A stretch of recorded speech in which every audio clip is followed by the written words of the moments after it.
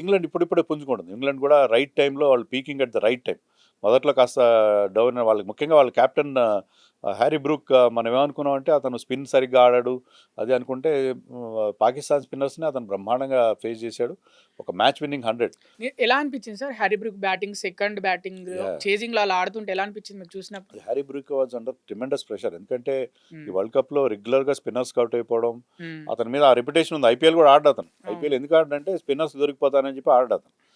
అలాంటి ప్లేయరు పాకిస్తాన్లో very good spin bowling attack ఉంది.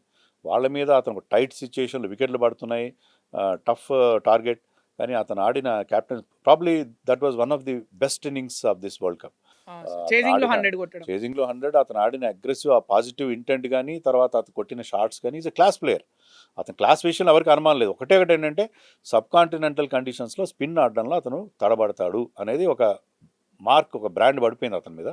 దాన్ని అతను చాలా సక్సెస్ఫుల్గా డిస్ప్రూవ్ చేశాడు. నేను ఇక్కడ కూడా ఆడగలను, స్పిన్ కూడా ఆడగలను, ఈ శ్రీలంక లాంటి చోట్ల స్పిన్ ఫ్రెండ్లీ కండిషన్స్లో కూడా ఆడగలను.